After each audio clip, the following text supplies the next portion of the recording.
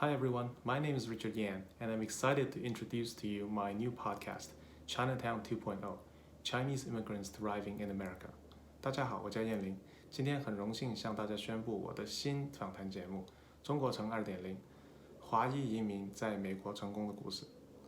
我们的这个访谈节目有可能是中文或者英文的，但是今天的这个简介由我用英文来完成。So we will be talking about Chinese knowledge immigrants on this show. And let me define that term a little bit. Chinese knowledge immigrants are people from China that have spent their formative years in China. Perhaps they moved to America after high school, college, or graduate school, or maybe even after some work experience in China. But they are now living in America, and they have made it their home. And the most important thing about them is that they are in the knowledge economy. So they're thriving in America in the following fields: academia, finance, entrepreneurship, business, technology, medicine, law, real estate, and so on. And the other important thing about them is they consider themselves Chinese first, American second. And what I mean by that is they check WeChat for news articles. They have an immense network in China from their Chinese friends back home, and they keep tabs on the development in China by checking WeChat, as I mentioned earlier, or keeping in touch with their friends. They care deeply about Sino-US relationship, and that's important to them not only because it drives the value of their stock portfolio. They are married to normally a Chinese person, and living in America, they maintain a huge network of people that are very similar to them. And they have common struggles, such as teaching their kids Chinese and whether they want to go back to China at some point to develop their careers or to serve their elderly parents. So anyway, why are we doing this show? I think it serves at least three purposes. The first one is capturing of stories. So some Chinese immigrants have overcome serious adversities and attained greatness in America. In the older generation, some Chinese immigrants moved here after not having attended university for 10 years due to Cultural Revolution. And when they landed in America, they barely spoke much English. Maybe their written English is fine, but they didn't speak much English. And yet, they did well. And we also have Chinese people that climb the corporate ranks and have success in areas where the other people don't exactly look like them.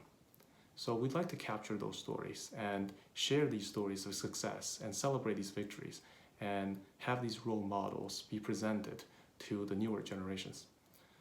The second reason why we're doing this show is sharing common struggles. As I mentioned earlier, we have children that we are thinking about whether to teach them Chinese, how to have them learn Chinese. And we face other common struggles such as perhaps racial stereotypes, racial biases in this country, or maybe just perceived version of racial biases. How do we think about assimilating into this country? How do we deal with certain interactions that might not be the most pleasant? And some other common struggles will include things like running a small business, perhaps. If you're a Chinese person with some disposable income and some assets, maybe you want to run a small business. And if you want to build a startup in America, serving the American market, how does that work for someone like you? So that's the second purpose. The third purpose is the most important one, which is building a community.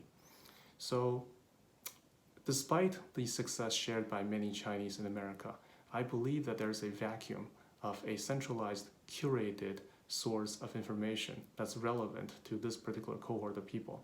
There's also a lack of central forum for debating and having intellectual discourse on topics that are relevant to us.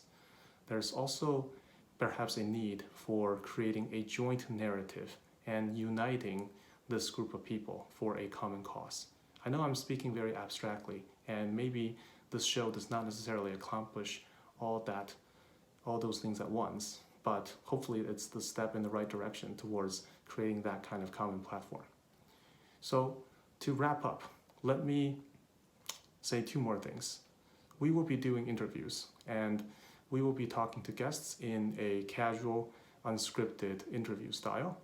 And hopefully we'll not be just covering their background experiences, and we'll also be talking about hot button topics of the day, similar to Joe Rogan interview style. And lastly, let me say something about the title of the show. Now, Chinatown does not evoke an image of a Chinese knowledge immigrant. Nonetheless, I think the success that's being enjoyed by many Chinese immigrants in America now across many different fields creates a new social layer, a new social class, and maybe a great metaphor is a city that they're trying to build in this place that makes their new home.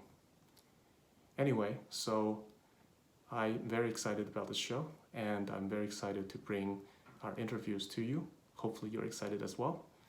We will see each other soon. Take care.